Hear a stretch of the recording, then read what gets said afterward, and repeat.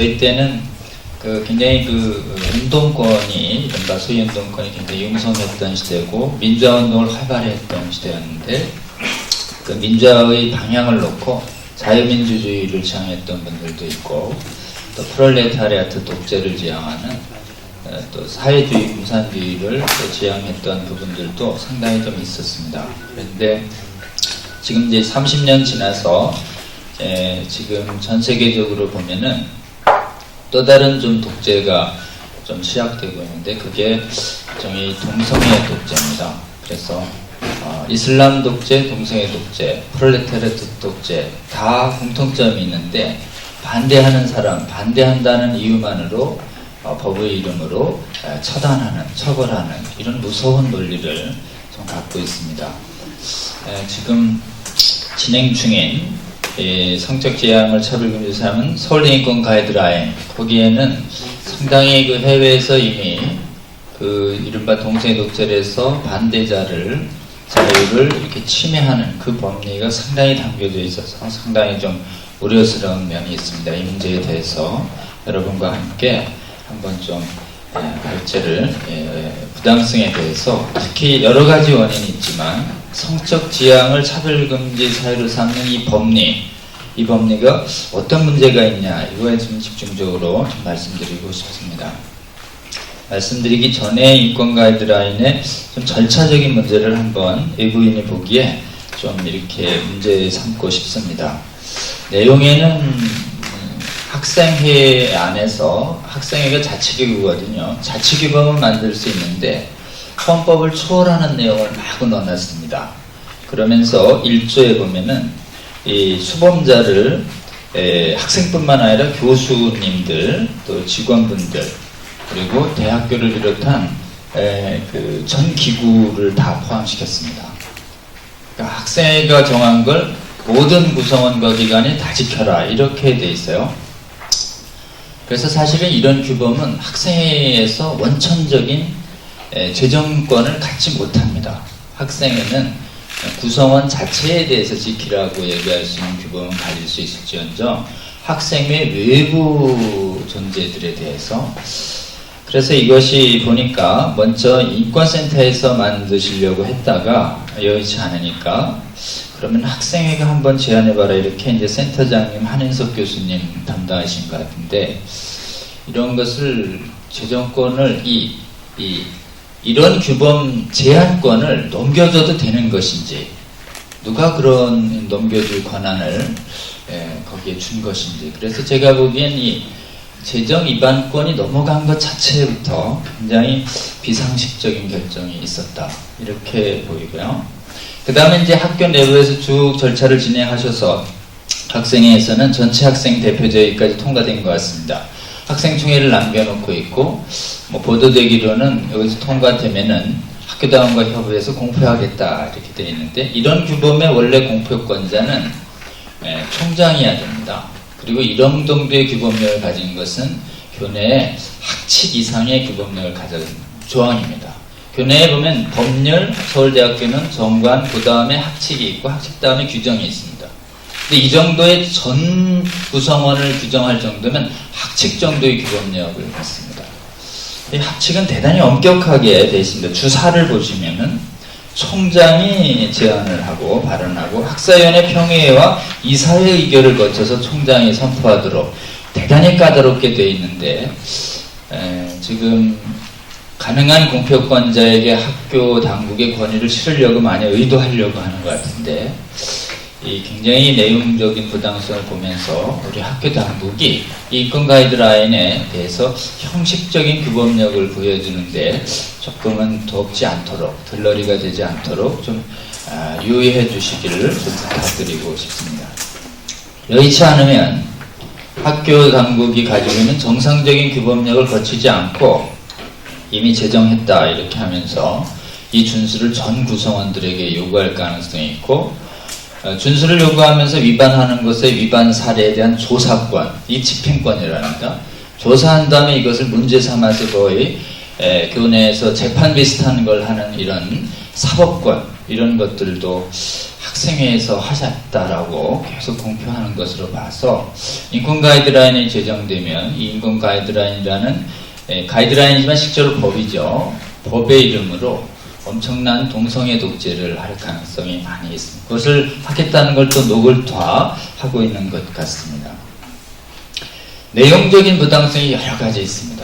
외부인이 제가 보기에는 여러 가지 많은데 자꾸 연구하시다 보면 이게 동성애 독재다라는 관점에서 보면 실제가 보입니다. 여러분, 동성애 반대할 자유가 있고 지금 찬성할 자유가 있습니다. 저는 개인적으로 동성애를 반대하지만 동성애 찬성한다고 해서 저 동성애 찬성자를 처벌하라고 요구하지 않습니다. 그걸 할 수도 없습니다. 근데 저쪽은 동성애를 반대한다고 우리를 폭력이다, 언어폭력이다, 기분 나쁘다, 괴롭힘을 받았다, 너희 더 처벌받아라, 이렇게 요구를 하는 거죠. 지금 자유주의 세계에서 비판과 반대로부터 자유로운 사람이 있을까요? 아무도 없습니다. 예수님과 부처님과 4대 성인도 다 비판의 대상이 됩니다. 근데 오직 동성애만 비판하지 마라. 동성애 우상화 전략이에요. 왜 히틀러도 아니고. 먼저 그 파시즘 세계에서나 있을 수 있는 이 독재 논리를 동성애를 이루한 성적 지향이란 차별 금지 법리라는 것에 박혀서 서구의 지성들이 아무 말도 못하고 이것을 수용하고 있는 것 자체가 진짜 의아할 정도다라고 하는 것입니다. 내용적으로 보면 심각합니다. 그래서 그 내용의 심각성 하나하나를 이렇게 동성애 파시즘이 지금 오고 있는데 결연히 지금 자유의 전당에서 맞서서 우리 서울대학교의 지성인들이 특히 지금 믿음을 가진 이 복음의 자유 신념을 가지신 분들께서 잘 막아내 주시기를 좀 호소드리고 싶고, 저는 오늘은 다른 여러 가지 중에서 성적 지향을 이유로 한 차별금지, 이 대의 앞에서 전 세계가 다 무너지고 있는데 이게 얼마나 잘못된 것인지에 대해서 좀 설명드리고 싶습니다. 이 규범력이 어디에서 나온 것이냐면 국가인권위법에서 나와 있습니다. 국가인권법 2조 2항에 똑같은 표현이 있습니다. 성적 지향으로 한 차별은 행동권 침해로 보겠다. 이게 원래 32조 2항에 있던 것인데요. 이게 우리나라에 도입된 게 2001년도입니다. 지금부터 한 15년 전 5월에 도입됩니다. 원래 이게 도입될 때요, 저쪽 30조 2항에 이렇게 좀 있었습니다. 이 조사 대상 조항에. 원래 이것은 정의 조항이라 앞에 명확하게 둬야 되는데 뒤에 좀 뒀고, 나중에 보시면 알겠지만 이것을 도입하면서요, 이 정확한 의미를 설명을 안 했습니다. 성적 지향을 위한 차별금지가 무슨 의미인지에 대해서 이 법 통과하고 나서 국가인권위가 이 법은요, 동성애를 반대하면 인권 침해를 봅니다. 그러니까 반대하지 마세요. 그리고 동성애는 전통적으로 판례가 우리 국민의식이 부도덕하다고 봤는데 부도덕하다고 더 이상 보지 말아라, 이런 취지의 의미입니다. 이래서 국가인권위가 이 법을 근거로 활발한 동성애 옹호 조장 활동과 동성애에 대한 자유로운 반대에 대한 활발한 억제 활동을 벌였으면서 이 조항의 의미가 밝혀지게 됐습니다. 저도 이 조항의 의미를 안 게 1, 2년밖에 되지 않습니다. 저도 모르는데 일반인이 알았겠습니까? 그러니까 이 법은 굉장히 그 본래의 의미를 숨기고 들어왔는데, 제정 당시에 국회 심의록과 법제사의 심의록과 제가 잠깐요 제정 당시의 문제점에 대해서 좀 설명을 먼저 드리면, 제정 당시의 문제점을 설명하는 부분이 제 발제문에 몇 페이지에 있냐면은 16페이지를 한번 봐주시면 좋겠습니다.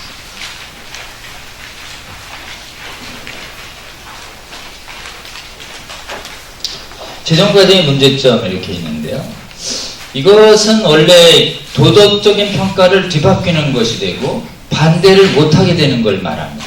그래서 그 국가의 성도덕, 동성애에 대한 성도덕이 종전과 정반대로 바뀌는 의미가 있는 것인데, 이것에 대해서 설명을 했었어야 되는데 전국민적 이해를 구하고 전혀 설명하지 않습니다.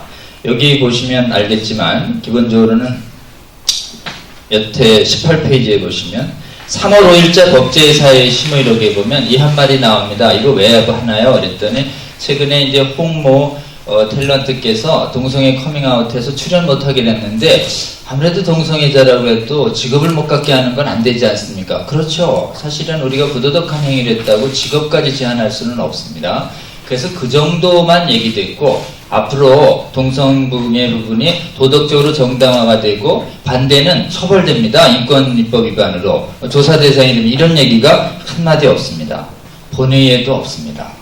그래서 이 법이 통과될 땐 여러 가지 좋은 인권 차별금지 사유랑 섞여서 좋은 것 중에 하나가 들어올 수 없는 것이 딱 들어와서 통과되면서 실제로는 많은 국회의원들이 그 당시에 압도적 다수 국회의원들이 동성애를 반대하고 있었습니다. 그걸 뭐로 할 수 있냐?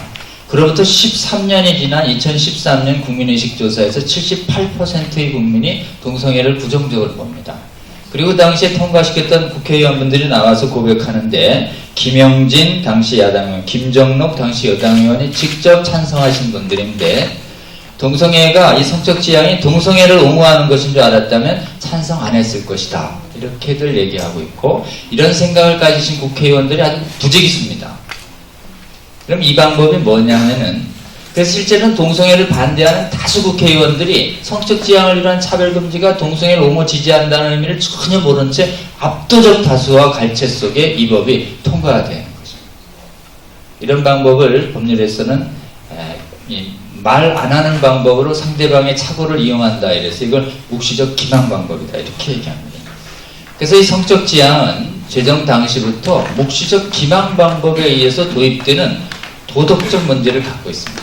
그래서 실제로는 대다수의 현재 국민의식과 충돌하고 있고 그리고 이 대다수의 국민의식을 반영하고 있는 건전한 최고법원의 판결인 헌재결정 4차례와 대법원 결정과도 상치되고 있는 그래서 국가인권위법에 대한 동성애에 대한 법적 판단과 다른 헌재 결정과 국민의식 태도가 지금 뒤바뀌고 있는 그래서 진정으로 현재 국민 대다수에게 이것에 대해서 통과시켜서 여러분 동성애 반대를 못하게 하는 법이 통과될까요? 이렇게 묻는다면 제가 보기엔 통과될 가능성이 현재로서는 거의 없습니다. 그러니까 다수 국민의 의사에 반하는 반민주성도 가지고 있다.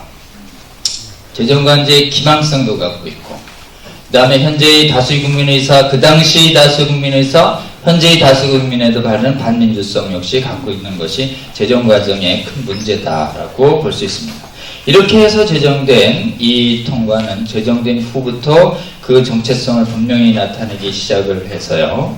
그래가지고 그로부터 동성애 국가인권위원회는 굉장히 활발한 동성애 옹호 활동을 시작합니다. 사전도 없애고 청소년 영상물에서도 없애고 수많은 보고서들을 만들어내고 이런 말할 수 없는 내용이 조금 이따 설명드릴 텐데요.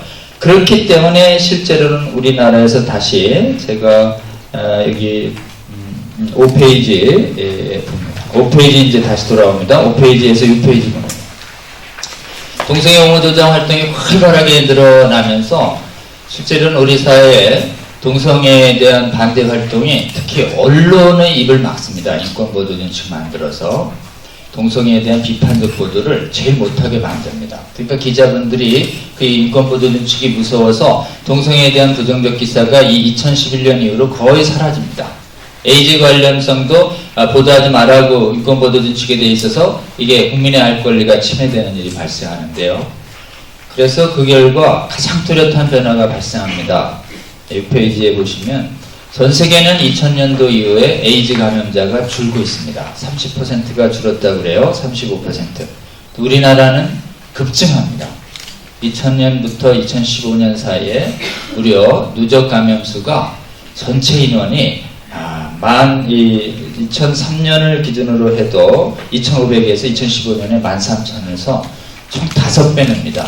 그러니까 전 세계의 35% 감소와 전체적인 500% 폭증과 대비되는데 특히 심각한 것은 청소년이 심각하게 됩니다. 여러분 청소년의 숫자를 보면 어른들이 법 잘못 만들어가지고 이 나라의 미래 세대들이 어떻게 재앙 같은 질병에 걸리는지를 분명하게 보여주고 있습니다.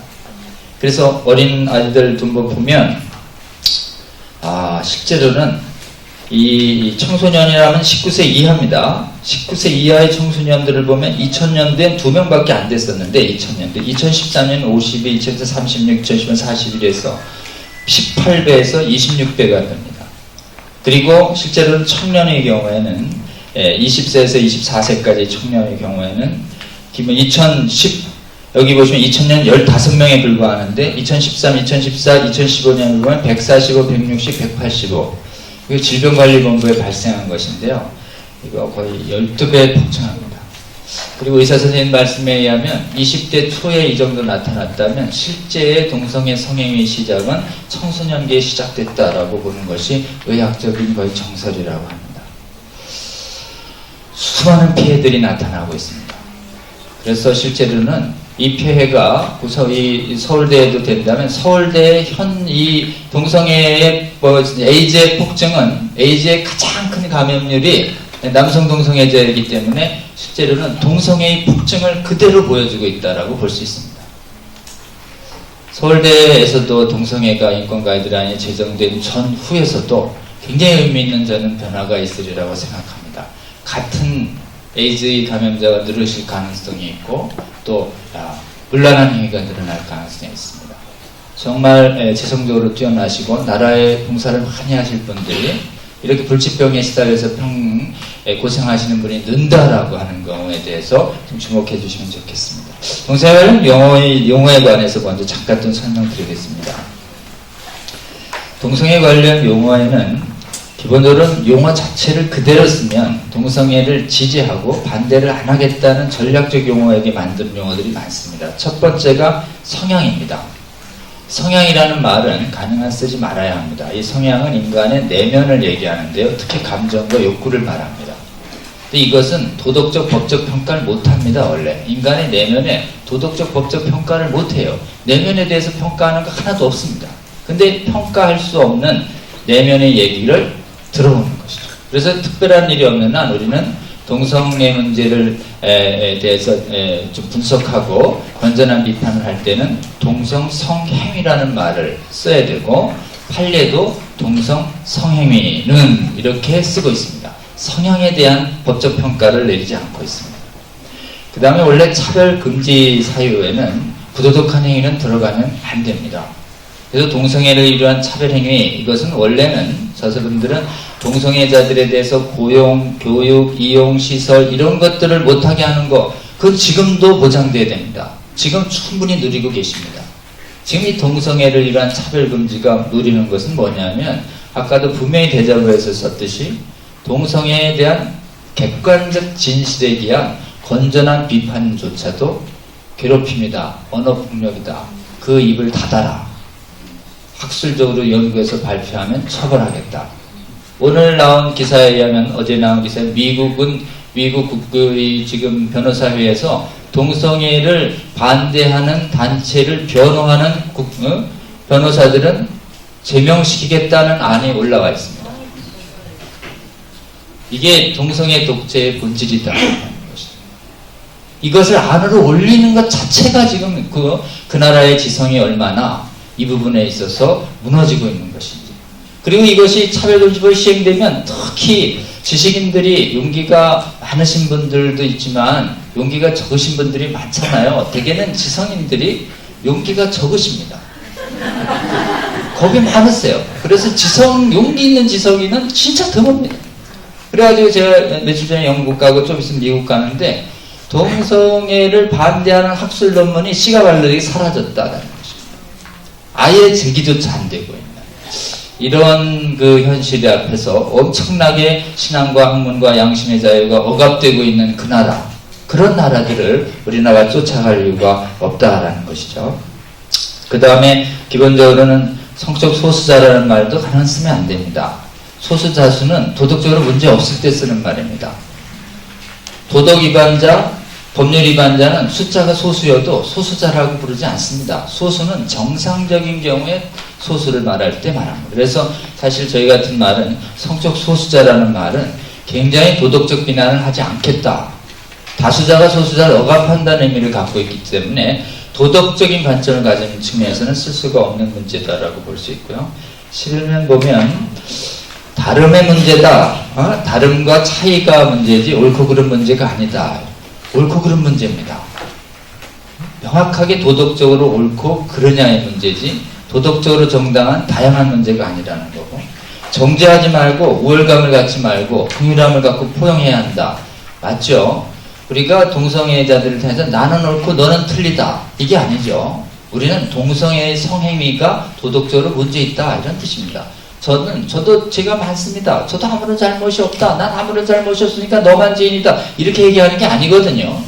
우리가 무엇이 진리냐 거짓이냐를 얘기하는 것이 무엇이 거짓이라고 얘기하는 사람이 거짓을 따르는 그 사람 자체가 의인이고 다른 사람은 다 죄인이고 잘못 이런 것이 아니죠. 그래서 기본적으로는 진리를 분별하는 문제와 정죄의 문제는 명확하게 다른 것이죠.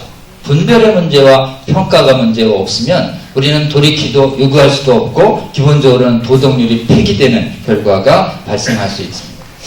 그래서 실제로는 동성애 진영에서 끊임없이 용어를 만들어내는데 용어의 공통점이 있습니다. 뭐냐면 동성성애가 부도덕하지 않다.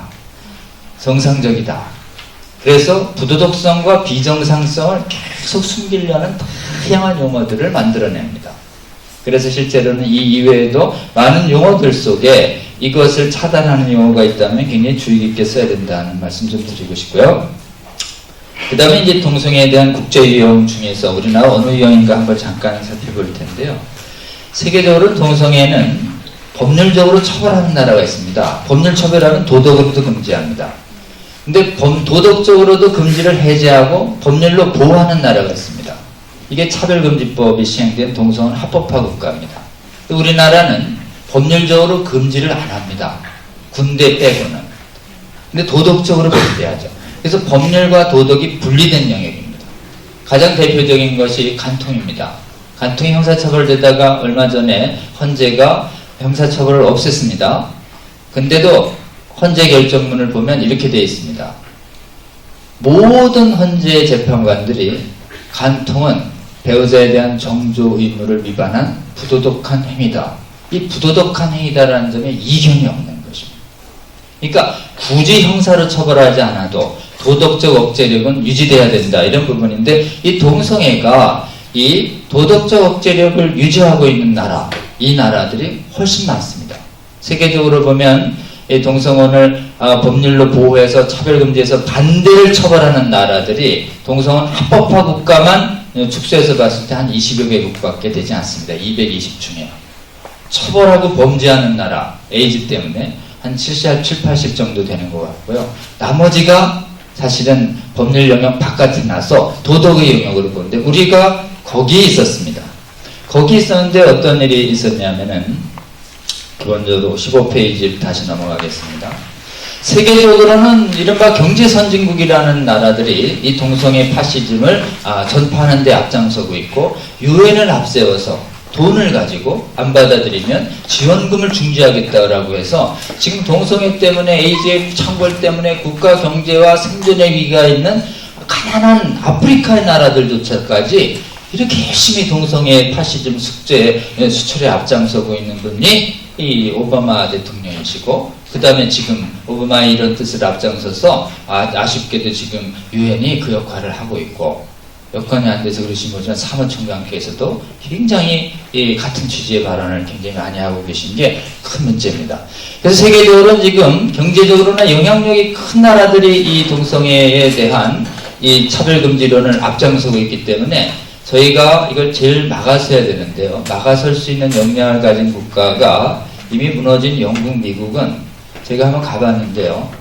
차별금지법이 시행돼가지고 동성애에 대한 반대적 도덕적 소신, 지금처럼 저처럼 이렇게 이런데 소신을 밝히거나 개인적으로 소신을 밝히거나 또는 케이크나 이런 거 동성애 축하해요 이걸 거절하거나 주례를 거절하거나 이런 사람들이 뭐 수백 수천 건씩 차별금지법 위반으로 처벌되고 기소되고 있습니다. 그러니까 거기는 복음의 자유만이라도 지켜내자 이렇게 급급하고 있고 잘못된 법을 개정하자는 엄두조차를 좀 못 내고 있는 상황입니다. 다른 나라들도 방어 역량이 있냐 이렇게 보면 쉽지 않은 것 같습니다.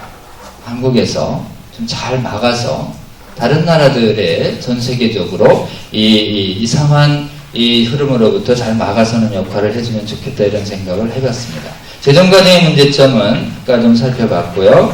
다음 19페이지로 넘어가겠습니다. 실제로는 동성애에 대해서 이 차별하지 말아야 된다는 법리는 뭐 여러 가지인데요. 기본적으로는 요약하면 몇 개 되지 않습니다. 실제로 보면 19페이지를 주요 근거들은 크게 국제인권법의 원칙을 따라야 한다 이렇게 되어 있습니다. 유엔의 인권기구의 해석은 과연 성적 지향을 이유로 한 차별을 금지합니다. 해석입니다. 조약에 들어가지 않았습니다. 그 다음에 선진국이 있으니까 따라가야 한다 이 주장이고, 우리는 신앙의 자유, 양심의 자유, 표현의 자유, 이 종교의 자유를 주장하지만 저쪽은 이 자유를 주장합니다. 성적인 자유, 사생활의 자유를 주장합니다. 그러니까 성적인 자유를 과잉하게 해서 나머지 자유를 다 틀어막겠다는 취지고, 또는 유해하지 않다, 증거 있냐 이렇게 얘기하시고, 특별히 종교적인 가치관을 강요하는 것이다 라고 얘기하고, 특별히 혐오하는 형태에서 비롯된 범죄는 가중처벌해야 된다 이렇게 하면서 기본적으로는 아예 동성애의 반대를, 건전한 반대를 혐오로 몰아갑니다. 그리고는 동성애는 타고나는 것이다, 의지로 결정할 수가 없다, 이런 이미 이 부당성이 증명된 해머라든지 옛날의 논리를 가지고 동성애 행위에 대한 선택의 자유가 없다는 것을 얘기합니다. 부당성은 요약 한번 해보겠습니다. 국제인권기구가 그렇게 해석을 해도 우리나라는 그 해석, 기구의 해석을 받아들일 의무가 없다. 이게 우리나라 헌재의 판결입니다. 우리나라는 조약엔 가입은 했습니다. 자유권규약, 사회권규약 이런 데는. 근데 규약이 개정되지 않는 한 구속력이 없다라고 하는 것이고요. 그 다음에 자주권을 갖고 있습니다. 그래서 인권기구의 해석에 대해서는 마치 전 세계가 따라야 하는 것처럼, 국제인권기구의 해석에 대해서 가장 모범적으로 잘 따르는 국가가 대한민국으로 알려져 있는데, 실제로는 유엔이 나오는 수많은 해석과 의견에 대해서 기준에 안 물들면 미국부터 반대하는 게 아주 자연스럽습니다. 그래서 주권을 침해하는 부당한 법리는 거절할 자유를 갖는다라고 보는 게 좋고요. 선진국의 입법 오류를 따르지 말아야 합니다. 실제로는 선진국에 굉장히 차별 피해가 심합니다. 피해는 좀 이따 말씀드리겠습니다. 동성간 성행위 반대하는 건 헌법의 기본권을 침해하는 것이 아닙니다. 지금 우리나라 동성애 성행위에 대해서는 2008년도에 대법원에서 이렇게 얘기했습니다. 그리고 2011년 또 2016년, 그래서 이 기본적으로 헌재 판결 3번, 대법원 판결 1번이 동성애 성행위에 대해서 우리 국민의식과 부합하는 굉장히 바람직한 도덕적 평가를 하고 계십니다. 대법관들과 헌재 결정문의 표현입니다. 이렇게 되어 있습니다. 동성애 성행위는 비정상적인 성적 교섭 행위다. 그리고 일반인에게 객관적으로 혐오감을 유발한다. 객관인에게 혐오감을 자연스럽게 발생시킨다는 것이에요. 그래서 내가 지금 객관적으로 혐오감이 발생하고 있습니다, 이렇게 얘기하는 것이 혐오 표현이 아닙니다. 그런 다음에 선량한 성적 도덕에 반한다, 성도덕에 반한다. 지금 우리나라 국내 동성애자들이 제일 미워하는 판결들이 이 판결입니다. 우리나라 최고법원의 판결이에요. 헌법기구입니다. 대법원과 헌재는. 국가인권위원회는 법률기구입니다.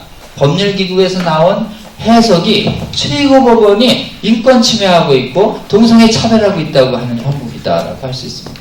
지금도 마찬가지로 인권 가이드라인도 대학교 안에 여러 대학교, 서울대학교 영향력이 있지만 수많은 대학교 중에 한 대학교, 그 중에서 수많은 자치기구 중에 하나, 여기서 가이드라인 만들어서 헌재 결정과 대법원 결정에 반하는 그 결정을 강요하고 재교육받으라고 얘기하고, 그것에 위반되면 집행과 단속 활동에 나서고 있다라고 하는 것이 인권 가이드라인이 가지고 있는 근본적인 문제다라는 것입니다. 그 다음에 피해는요, 지난주에 많은 분들이 오셔서 피해를 아주 명백하게 얘기했습니다. 지금 제가 단적인 예만 들었지만 에이즈의 폭증은 동성애 폭증의 필연적인 결과입니다. 그리고 에이즈가, 이 동성애가 폭증하면 다른 성적인 도덕이 같이 무너집니다. 일부 일처제가 무너집니다. 일부 다처제, 일부 일처다부제를 정당화하자로 근친상간도 합법화시킵니다. 소아성애도 합법화시킵니다. 좀 더 보셨죠? 수간도 합법화.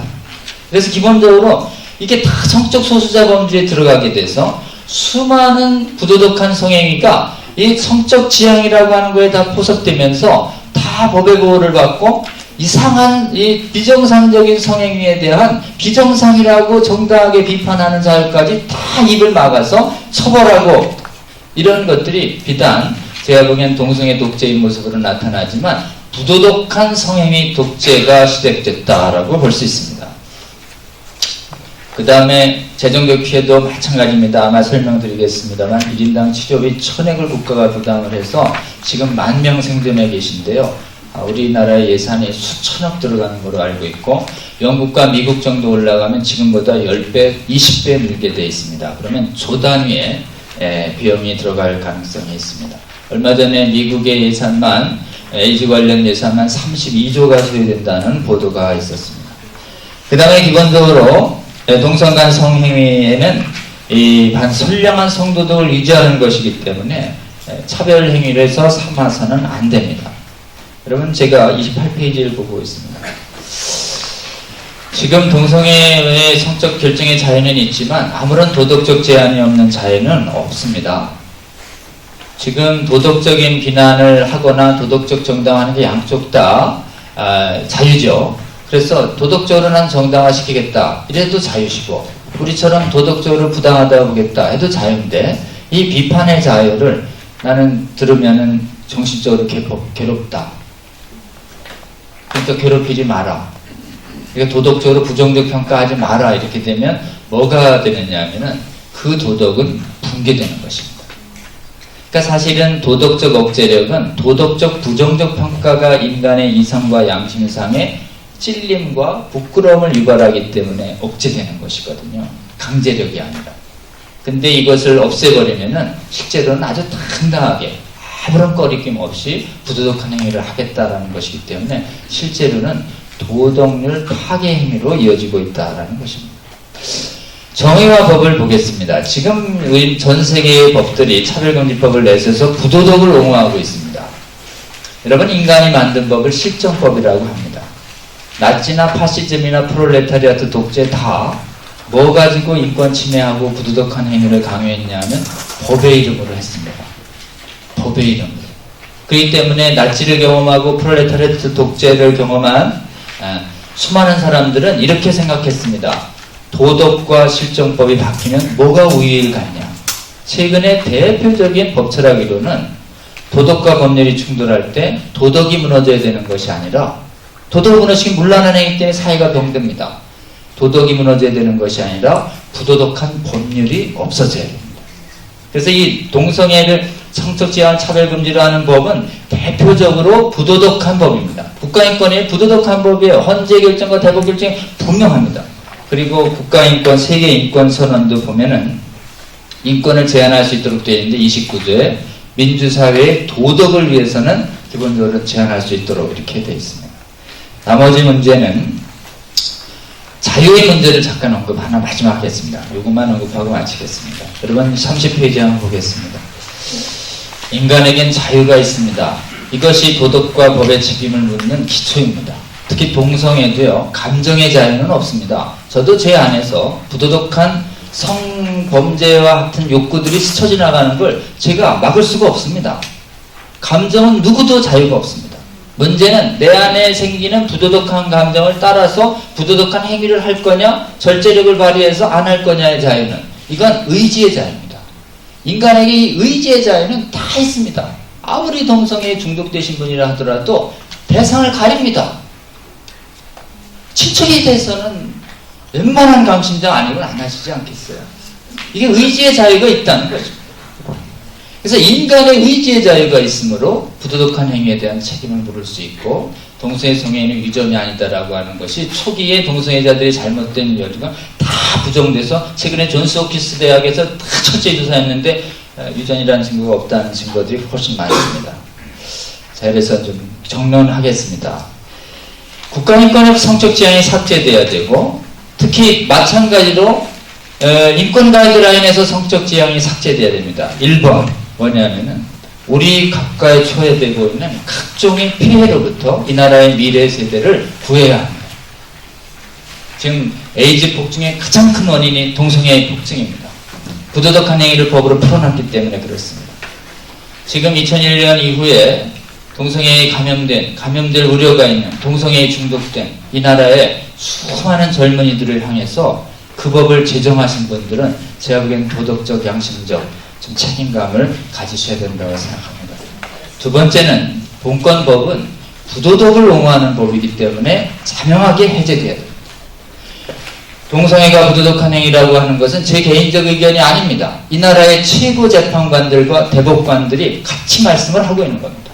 만약 제가 처벌받는다면 이 나라의 대법관들과 헌재 재판관들이 처벌받아야 되는 것입니다.